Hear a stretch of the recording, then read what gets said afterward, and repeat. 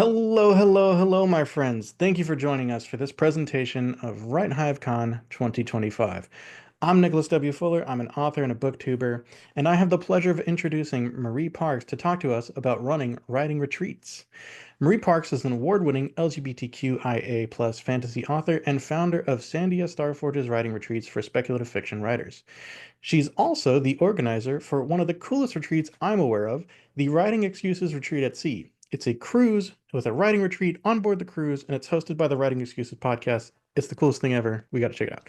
She even offers solo weekend retreats at her own residence for individuals that are looking for more of a B&B vibe to work on a writing project. Suffice to say, Marie knows a thing or two about running a retreat. Marie, thank you so much for joining us today and sharing some of your knowledge. Thanks so much, Nicholas. I'm really excited to be here, and I'm just gonna dive right in and share my screen with you all. And let's go. Yes, running writing retreats is what we're here to talk about today, and I'm gonna dive in. Although I do want to say, my first writing excuses retreat, I did have that giant binder there. I was in revisions, and so I carried that thing around with me on a cruise ship and got weird looks the whole time. So very fun. I mean, Nicholas has already talked about my background a little bit. I want to dive a little bit deeper just to have a bit more context around why, like, how I got here and what my connection is with all these groups and why I love writing retreats so much. So, my very first writing retreat, I started off strong in 2019 on the Writing Excuses cruise. At that time, they were sailing out of Texas. This is my co author and me, and we were the binder girls because we were carrying around those giant three-ring binders. um, I really found my writing home in that. And so I think that's really for me a big part of why I love writing retreats so much is because they're full of community and some of the best community and best friends I've ever made. So a little bit farther along in my timeline, between 2020 and 2022, my first traditionally published novel came out with a small press called Not a Pipe Publishing out of Oregon, and I attended a whopping 6 more writing retreats during that time. So 3 writing excuses. One of which was virtual because 2020 is the year everything was virtual and that was free. So there are sometimes very low cost and free options out there for writing retreats. I know you're looking at running them, but I also just want to pitch going to them because they're super fun and very informative and helpful. I attended Futurescapes virtually, which was wonderful. The Surrey International Writers Conference, which was also wonderful, also virtual. And then also some friends of mine we'd met through Writing Excuses. We just met in person to hang out for a week in Mexico and write and just kick it. It was great. So I would consider that a writing retreat. So that's the first glimpse into this is like it may not have if you're looking at creating a writing retreat, it may not have to be in a conference center or something like that. So then 2023 to present, that's when I became the event manager for Writing Excuses for their cruises. They have land events also, but I work on the cruise side. And I also do tech support for the Women's National Book Association San Francisco chapter for their Pitchorama event, which is not a retreat, but it is a writing event where you get to pitch a bunch of agents and editors and publishers in like one afternoon all on Zoom. That's been really fun. And then in 2024, I launched Sandia Starforgers, which is a writing retreat. It is my brainchild, but it's definitely been a group effort. So I'm going to talk about that. I'm going to be using Sandia Starforgers as my case study as we go into this because it's the one I have the most control over and probably can speak to in most depth. So why retreats? Why are retreats valuable? Why even do this? If you've been on retreats and you're thinking about hosting retreats, you probably know all this. But I also want you to keep it in mind because you may want to pick certain of these aspects that you want to emphasize more for your attendees. So maybe it's to make progress in their work, right? Like just make a bunch of progress because you're able to focus on it. Level up your skills. Maybe you're able to learn more about a specific topic, whether that's on the craft side or the business side of the book writing world or the storytelling world. Maybe it's to create a community or join a community. Maybe it's just to step back from the daily grind and just kind of take a breath, meet some industry pros, and point, case in point, I actually really think that, yes, it's really valuable to meet other authors, those who may be farther along the publishing journey than you are, to meet agents, editors, publishers, etc. Cover artists, I mean, you name it, publicists. There's a whole ecosystem of people who work in this industry, but also do not neglect to think of your peers who are coming to this, who, again, I'm talking to you as if you're a retreat attendee, but I don't know. I feel like it, probably people who are running events or events may also be going to events. Those people who are also joining as attendees, like that is the community of like the next generation that's stepping into their professional lives. So those connections are just deep friendships and super lovely. So, I mean, that to me is a huge part of it for me personally. And maybe it's to get unblocked, right? Like maybe you're just feeling stuck in your writing or in just some aspect of your creativity, and you could just use a change of scenery or some more support. So, be thinking about like what is the why for the retreat. So, here's the case study: Sandia Starforgers. Back in 2023, I was listening to a lovely podcast I love, Just Keep Writing. I love those guys. And one of them, I can't actually remember who, had just gone to Clarion West and had a lovely, wonderful time. And like the only thing that they could, like when they were like, well, what did you not like? And he's like, but the only thing he said is, I mean, it's long enough that a lot of people may not be able to do it. That's just, it's just a fact of it. And so I was looking for something where it got me thinking, like, what is happening around me that's short enough that people who are working sort of a traditional 9 to 5 Monday to Friday could do without it being super burdensome, like without having to like take a summer off or take a sabbatical or use up all of your PTO or be between jobs or whatever. So that for me was a big impetus for it. Accessibility in terms of like time, right? I also really felt like I wanted to help contribute to the continuing accessibility and acceptability of different publishing paths, that different pieces of writing have appropriate homes in different ways of publishing. So whether that's like big five, these like major presses, whether that's a small independent press that's still traditional, but maybe smaller, maybe they don't require you to have an agent to submit. Self-publishing also, like all of these are very viable ways to be published and very respectable ways to be published. And I wanted to just continue to kind of like tap into that and help people understand like what is the best publication strategy for their current work in progress, and also empower them to get closer to publication with first page critiques, pitching practice, things like that. So that was sort of what was behind it. I really wanted to like hone in specifically on speculative fiction writers, fantasy, sci-fi, horror, alternative fiction, etc. I really wanted it to be for and by New Mexico. Obviously, people from everywhere are welcome to come. We even had somebody come in from Japan, which was amazing. um, and also, like, not all of my instructors were from New Mexico, but some were. And I also had a scholarship that was for a New Mexico writer. And hugely community and networking, because that's been so important for me. So that's what I wanted attendees to be able to get out of it. And like why I felt like there was a reason to do this. So I ask you to just think about, as you're thinking about putting together a retreat, or maybe if you're inheriting a retreat, what is the why behind it? Can you reground in that? Can you make that your litmus test for decisions that you're making as you're going forward in this process? Seems a bit basic, but it's really important.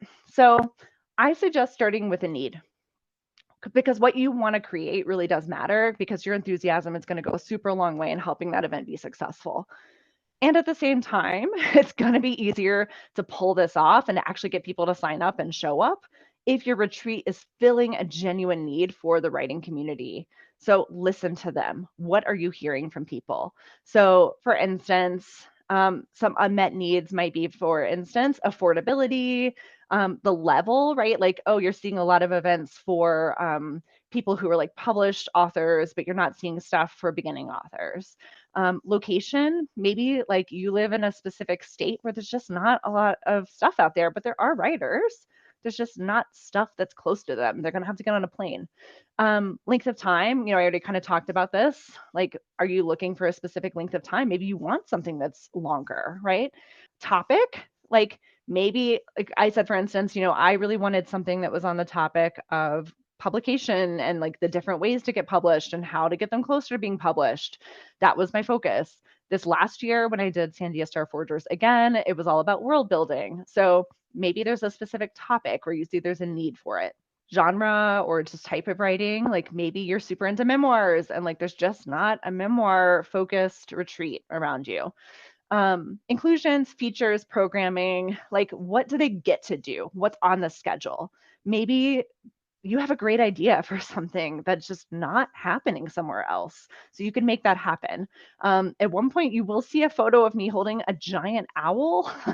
This is because I went to a writing excuses retreat that was all focused on writing animals more convincingly and like with more education around it. So we spent a lot of time at a horse barn and some birds of prey came out to hang with us and it was amazing. I learned I'm still scared of horses. That's not something I grew out of. Community. Maybe there's just a need for community that like maybe there are a bunch of writers around you, but they just don't have like a place to hang or like a way to connect with each other. And you want to create that for them. Inclusivity. Maybe for instance, there's a really great writing retreat that's happening in the area, but there's all the bedrooms because it's an overnight thing. All the bedrooms are upstairs and there's no elevator access. And like, what does somebody do if they can't climb the stairs? We want to have a more inclusive environment, for instance, right? So whatever that looks like to you. These are all just examples, but like start with the need. So, case study, I already talked about wanting a shorter retreat that was just easier for folks who are working like a Monday through Friday job to do.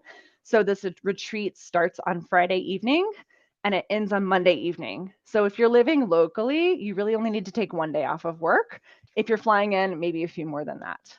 There is another speculative fiction event that does happen in New Mexico called Taos Toolbox. I haven't been, but I've heard it's amazing. And again, it's a 2-week program. So this is just sort of a shorter alternative. And I don't personally see it as competing with Taos Toolbox because they just meet different needs.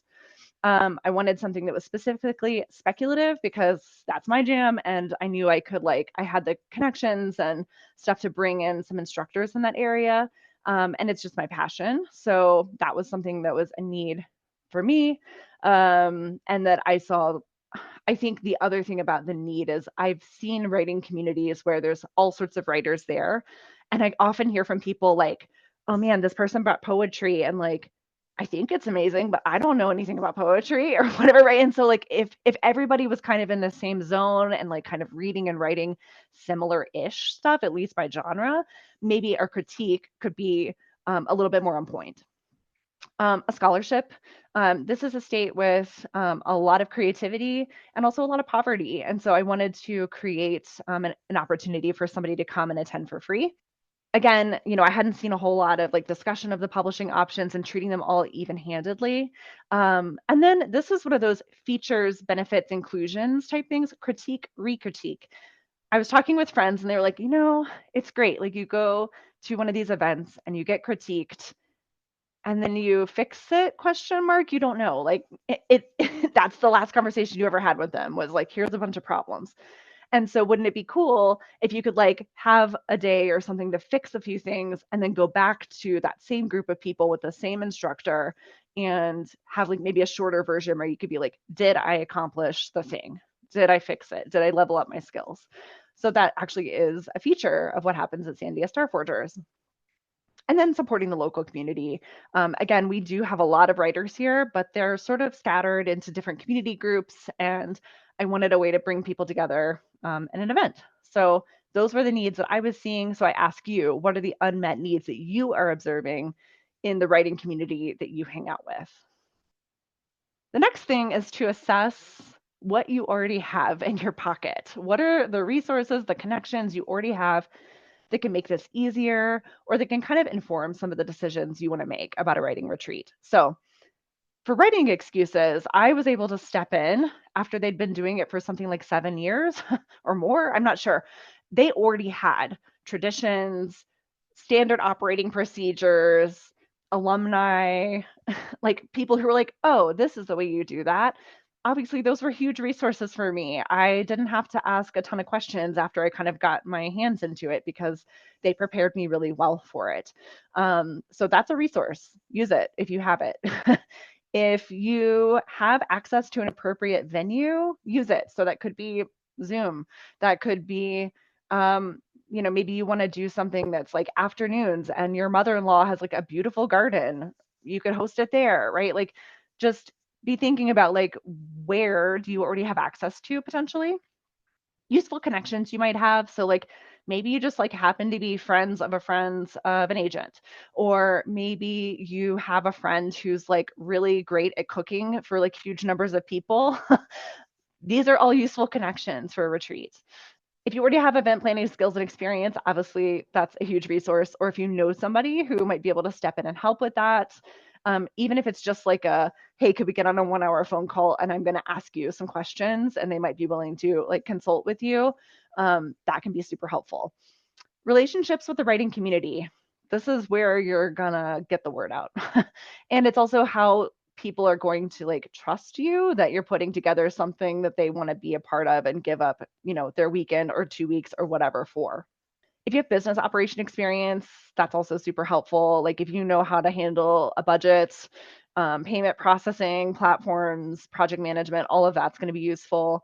Support from a team and or volunteers. So my father retired from his work like 6 months before the first Sandia Starforgers.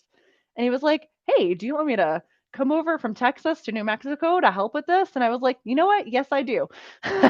And so a couple of things. I mean, he like kind of helped keep me calm when I was like kind of freaking out because it was the first time I had done this. But also, he stayed at my house because I was staying at the venue. I was like, if we have to call an ambulance in the middle of the night, I need to be on site. And so he stayed at my house and watched my dogs, which was really nice. And also, on his way in the morning, I'd like look in the fridge and I'd be like, looks like we're running low on Diet Coke or whatever. And he would like run to the store and get it. Like it was amazing to have that support. So, use what you can. I know not everybody has like a retired father that they would want to come help them in that capacity, but like think about like honestly, even like writing excuses uses people who have paid to come who want to volunteer because it gives you like I volunteered my first year because I was like I don't know these people, this is a way for me to make friends while I'm like moving chairs around or whatever. So you can also tag in, invite people who are like coming to see if they want to volunteer for stuff. Startup funding. So obviously if you have that, great, that's really going to be great. If you don't have that, you can still make this happen. So here's what I did with Sandia Starforgers. Um, I was like, I want to do this.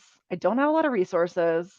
What I can do. Here's the risk that I am willing to take on personally, which is I found a venue that I thought would work. I found it actually on Airbnb.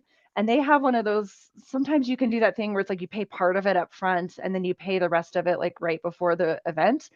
And it also had a really lenient cancellation policy. Like I think I could cancel like a month before or something. And I was planning this a year out. And so I was like, okay, I personally am willing to put $1,000 on my credit card, knowing that I can cancel this and get it back if I want to do that. And that's really all it was. Like that way I was able to have like photos of a venue when I'm selling this that I did actually book.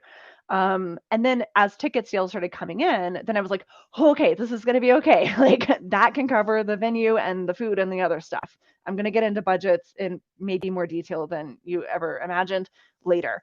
But so basically I just put $1,000 of debt onto my credit card and a hope and a prayer, and I was grateful that it worked out. So you don't have to have startup funding, but if you have it, obviously that's a huge resource. So think about what are your resources? What do you already have access to? What can make this easier for you or help guide the kind of event that you might want to at least start off with? Next, I want to talk about what's your vision. And I kind of intimated that I was going to be talking about this a little bit earlier, but a retreat can be so many things. It can be tiny. it can be huge. It can be virtual, it can be in person, it can be expansive, it can be intimate. You get to decide. So, we've got the person here on the Zoom room. Like when I did Futurescapes, that was great. It was online. I met great people. I had a great time. I have nothing but wonderful things to say about that experience. I know that some of us are kind of zoomed out at this point, but hey, here you are at Right Hive hanging out, watching videos. So, like, obviously, there is still value in this. And it does allow you to bring in instructors without having to pay them for travel or things like that. So, like, there are pluses for it. And it's a nice way to test things out. It's a nice way to get people from all over the world to be able to come. The next one is like a giant. The next picture on the screen is just a giant conference, not conference room. It's more like uh, a, uh, like a lecture hall, I guess, that you might find in the belly of a cruise ship. Did you know that there are conference centers in cruise ships? Now you did. There's also huge conference centers, probably in most metropolitan areas. That might be a great venue for this, especially if it's an event that's been going on for a while. And it kind of gives a certain vibe too. So just make sure that that's the vibe that you're going for, right? It can be appropriate for many types of events. For others, it may not. The next picture is just like a big house. This is what I personally have the most experience with. So this is sort of this doesn't look like a house in New Mexico, but it's a big house that we use in New Mexico for Sandia Starforgers. Basically, if you're looking to get kind of between, also that horse and bird of prey event that was at some giant houses in Utah. Utah has a lot of big houses to rent. Just pro tip. And you can have, it depends on the size of the property, but like this is good for like maybe, I don't know, 15 to 40, maybe 50 people, depending on the property size, depending on how many beds, depending on people are going to be sort of commuting in. But it definitely gives a more intimate vibe. But it's also like not a place that's necessarily set up for writing retreats. So like my first year at Writing Excuses, I had Dong Wan Song come in virtually, and I just had to put them like on a giant TV screen. Like they didn't have, like I had to buy my own microphone and like karaoke, saying that I had to turn off the reverb on as like a speaker so that the space actually you could hear from the back of the room. So just bear in mind you're going to have to handle a lot of the stuff that the conference center would handle if you were in a bigger space, but it can have a more intimate vibe, cozy vibe, I guess. The next picture is a cabin in the woods. Maybe haunted, hopefully not. But this is sort of like if you and just some friends want to get together and just say, hey, the rental costs this much, or maybe this is like somebody's parents, place on a lake, like it costs nothing, and the food costs this much, and we're just going to divide it by the number of attendees. Nobody's trying to make money on this. We're just getting together to write and hang out and critique and support each other and eat together and have fun. That is great. That is a great way to run a writing retreat. It doesn't have to be like your fifth side hustle. It can just be a way to connect, right? And then sort of last but not least is these micro retreats. So Nicholas, you mentioned that I do host like sort of a B&B one-on-one experience. So my guest room in my house, I usually just put on like short-term rental websites just to make a little extra money. But I was like, you know what? I could do that, but just add a little bit more and turn that into a weekend writing retreat for somebody. So basically, I would stay out of their hair, except I would also cook them breakfast. If they want a critique, I can do a critique for them. And if they want some like writing prompts or some journaling prompts, I can provide those. And I can provide like a little excursion if they kind of just want a change of scenery in the middle of it. But that's about it. Like I'm going to stay out of their hair. This is their retreat. Um, so, it can be small like that. I've even seen people creating writing retreats that are in a PDF that you can download either for free or for a pretty nominal rate that just walks a person through how to create their own writing retreat for a weekend. So maybe it's like find a weekend where you don't have a lot going on, or maybe you might want to consider getting a hotel room or whatever. And like it just guides them how to use the time and how to make decisions around their time. It can be huge, it can be tiny. You get to pick, and you don't have to pick just one. That's my little spiel about that. So let's dive into the important details, least of which is probably not this giant owl on my arm. Very cool experience. Highly recommend. Okay, so when when are you going to have this thing? This is maybe arguably like the most important thing because everybody's schedules are going to revolve around it. So in 2024, in April of 2024, I wanted to announce the spring 2025 Sandia Starforgers. And there was a guest that I really wanted to bring, Rebecca Roanhorse. She said yes, but my April 2025 is already all booked a year from now. So we actually had to move it to early May, which ended up being perfect actually. So I'm glad that worked out. But like, if you want some instructors to come, if you want people to come, like they've got kids, they've got work, they've got, book tour, they got whatever, just just know that some people's calendars are tight, even a year out. So just be aware of that. Where location, again, this could be virtual as well as a physical location. This is important. You're probably just going to attract people who are in that area more easily. So that's just something to keep in mind. Food and lodging, how are you going to handle this? I will go into more detail about this in a minute. How many people? Are you going to cap it? Are you going to cap it on the low end? Like if we have fewer than 4 people, like I'm not going to make money or something like that. Like you can cap it on the low end. You can also cap it on the high end if you want to say like if we have 50 people in this house, the fire department's going to come after me. Like you get to pick, right? Like if you're going to put constraints on it. And that can actually really help you too because you can be like, "Oh my gosh, there's only 10 tickets left." So, it's use it as a marketing thing. Who's a good fit and what will they gain? Honestly, just be super transparent about this. Don't tell them they're going to gain everything. Don't tell them it's for every level of writer if it's not. Just be honest so that people sign up for the event that they think they're getting and that they're happy that they're there once they show up. How are people going to sign up? Are you going to ask them to do applications? Are you going to just say, hey, if you can just buy a ticket, you can come? Are you going to have like a friend code? I listen to podcasts so that there's of course I listen to true crime podcasts. Who doesn't, right? So there's like a crime event at sea or something on a cruise ship that some of them are doing. They're like, you have to have a friend code to sign up. And I think it's just so that they make sure that it's people who are actually in those audiences who sign up. So that could be helpful. It also creates a little bit of like this sense of exclusivity while still being welcoming to anybody. You can do whatever you want. Just make sure you have a plan for it. That's really all this slide is. Instructors, are you going to have any? If so, who? Again, I would say reach out to them early. Some of them may be like, that's way too far in advance for me to think about.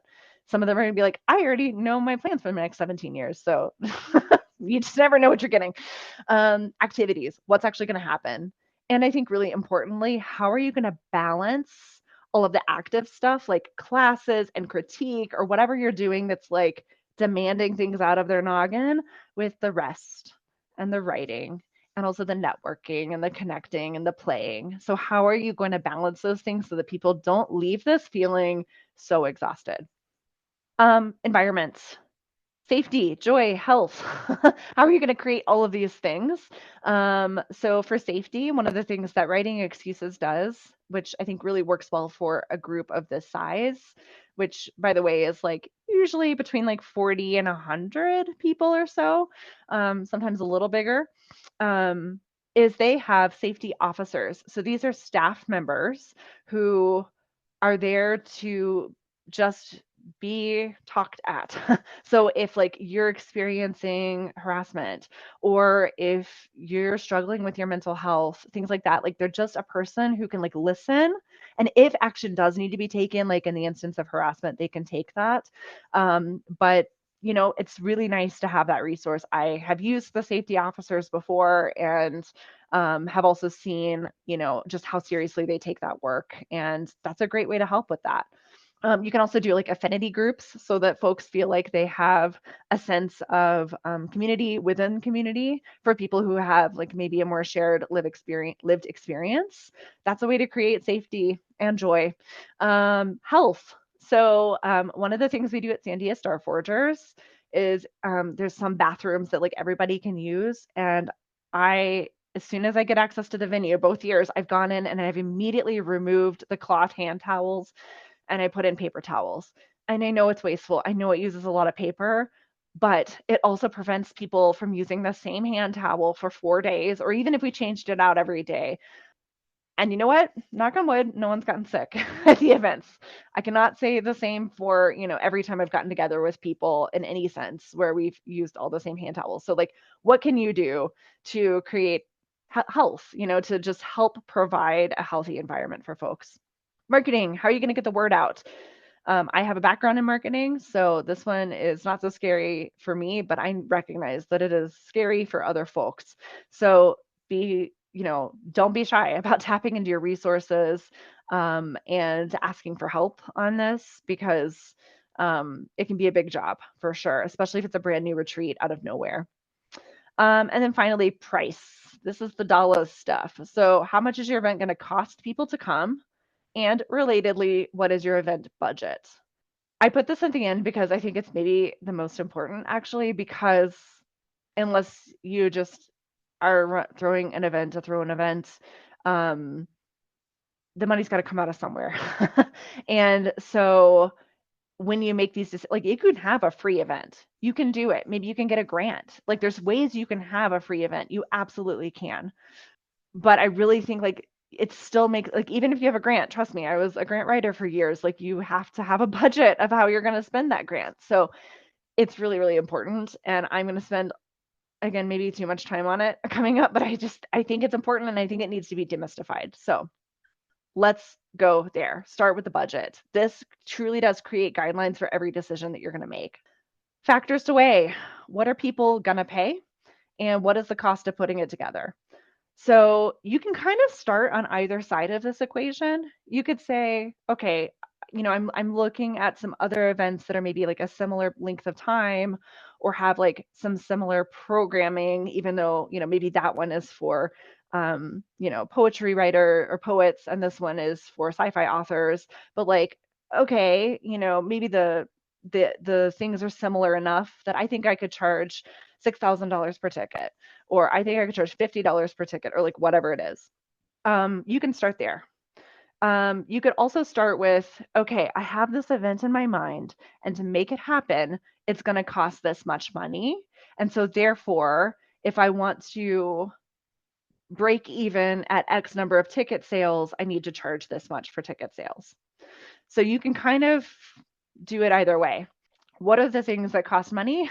Instructor and staff honoraria and travel, lodging, food and tips, not or, both, food and tips for the people who provide the food and other services. Credit card and tech fees, don't underestimate this one.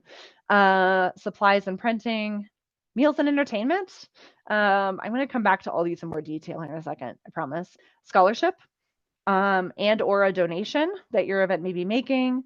If you want to get insurance for your event, discounts that you may be offering to folks, and marketing costs.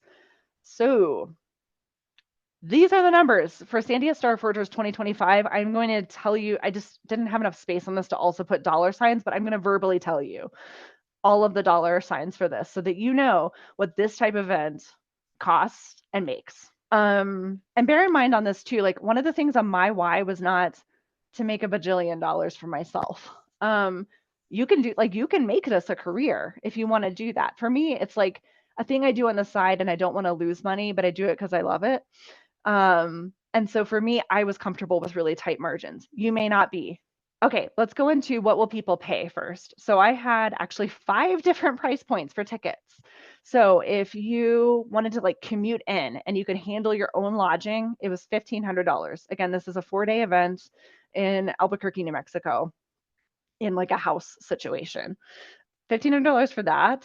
If you wanted a shared bathroom, one of the rooms that you would share a bathroom with somebody else that you probably don't know, for double occupancy. So this could be a couple, or it could just be like 2 friends, or it could be 2 people who do not know each other rooming together. It was $2,300. For a single, it was $2,800 for a private bathroom on site. And feel free to just, like, pause this and write this down if you need to. It's totally fine. Private bathroom on site, double occupancy, $2,500, single $3,000. So there were different tiers depending on what, like, people could choose their own threshold of what was comfortable for them. There's also a $0 ticket. That was my scholarship.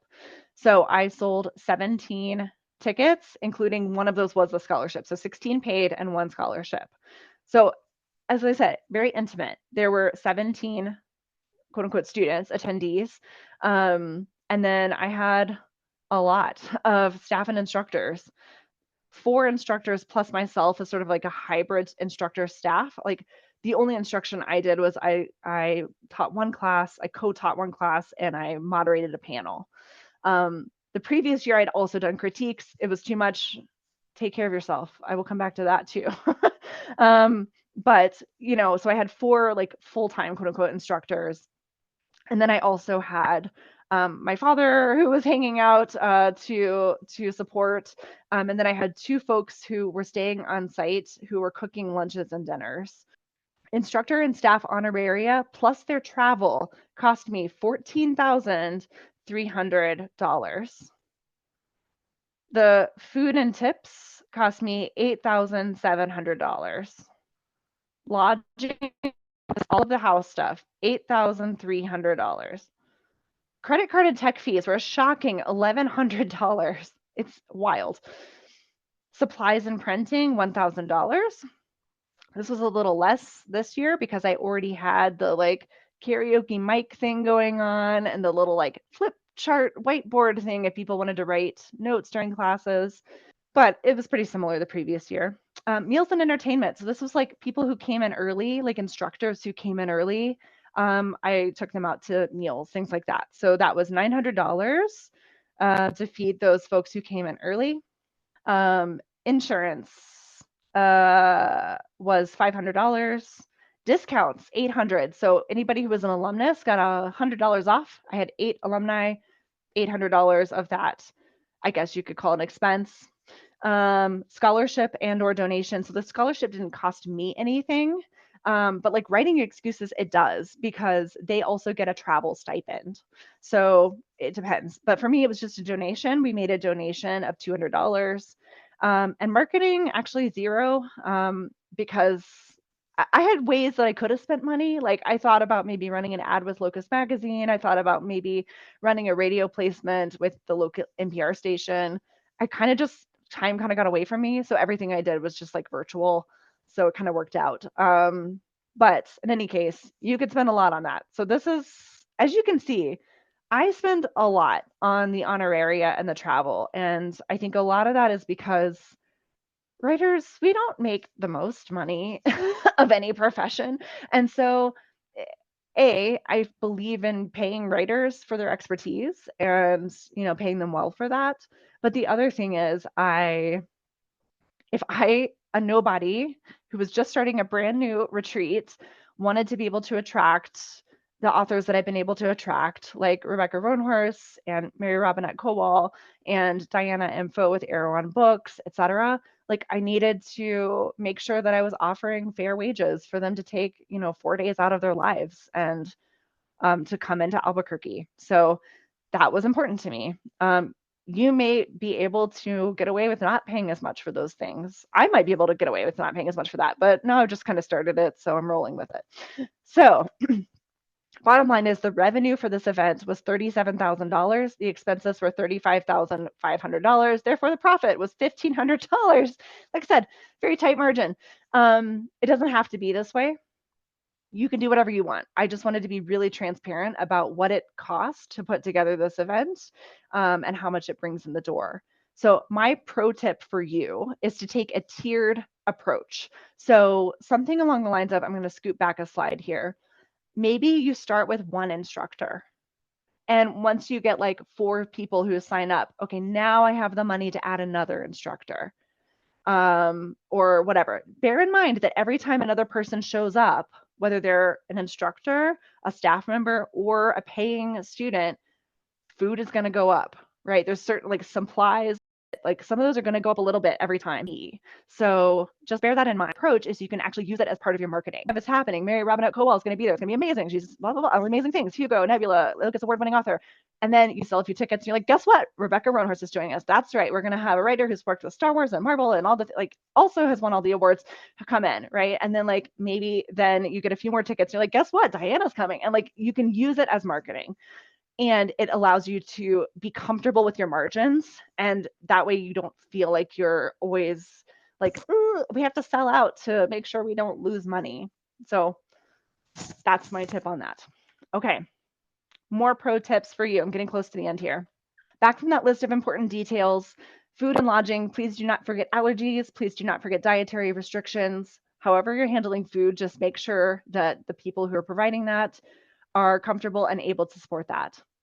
Accessibility, I've talked about this before too. Like I was really happy to find a location that has no stairs, that has some showers that have just a low curb as opposed to like having to hike your leg up over a tub, things like that.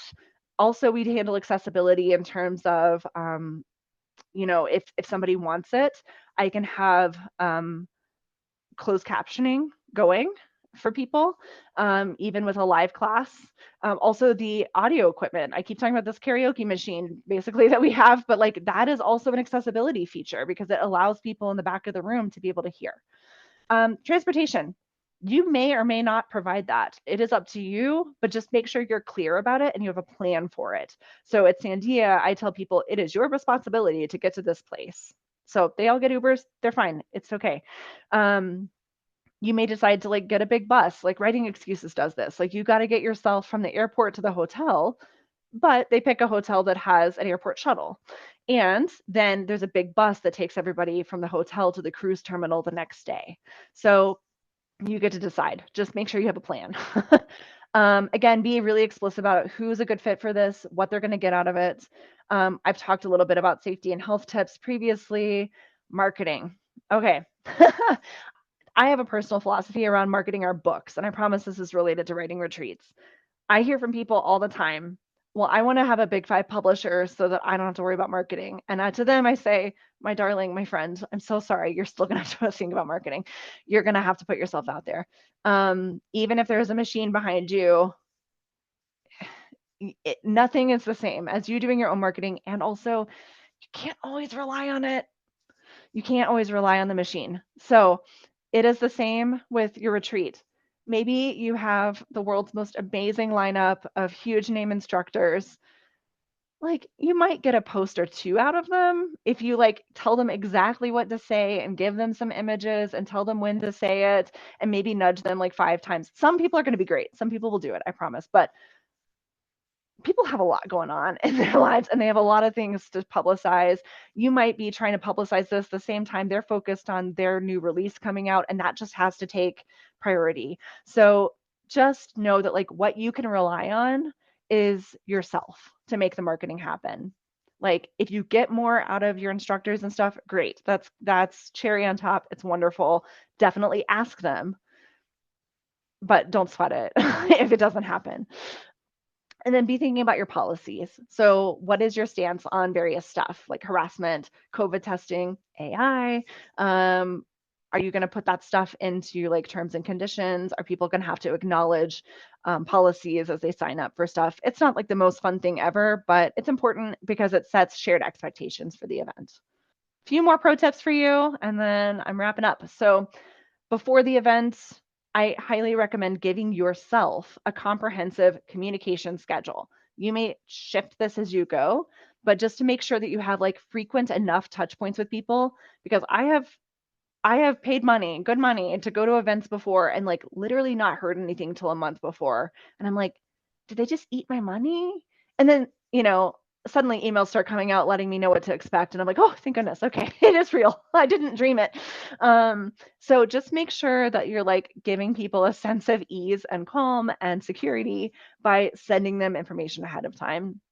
And also, if you're doing things like critique groups, like you need to give people enough warning to say, like, hey, your deadline for getting in your critique is going to be, I suggest, a month ahead of the event. So give people like, I don't know, 3 or 4 months of warning that they need to get their submission ready and where to upload it or how to submit it. And then then you want to give them like, okay, and now you've got your critique group. So you need to read that. And here's some instructions on how to handle that. Like give them a month. So like things like that, just take a bit of pre-planning. So just walk yourself backwards from the date of the event and figure out what you need to communicate to people, write it down, and make that happen. During the event, I highly recommend an individual run of show for anybody who's staff or instructor. That way they know where they need to be, what their responsibilities are at that time. I handle this usually by just making one run of show and then highlighting the names. So, okay, great. Mary Robinette, you got to go teach a class at this time. We're going to do a tech check 10 minutes before, and then, you're free for the rest of the day or whatever. That way they just kind of know when they're on and when they're off. Clear lines of communication. This is for everybody. So just let people know that, hey, you can talk to me about this, or you can talk to the safety officer about that. Just make it clear who's to be directed, what type of stuff. I also encourage issue reporting early. I just got anonymous feedback from my retreat, and somebody said I couldn't control the water temperature in my bathroom. And I thought, I'm really sorry that happened. That doesn't sound fun. And also, if I had known earlier, I could have told the venue and they might have been able to fix it, or we might have been able to get you into a different situation. So, like, I regret that I didn't say at the beginning, if you have any issue with your lodging or if you have any issue with the building, let me know as soon as possible. So that's, a lesson learned on my part. Also, just think about the recency primacy effect. How are you going to set the stage at the beginning and make people feel welcomed? And then how are you going to make them feel like loved and accomplished at the end? All the stuff in the middle matters, and it all helps lead to that sense of whatever feeling you want them to walk away with. But the first thing and the last thing are arguably the most important.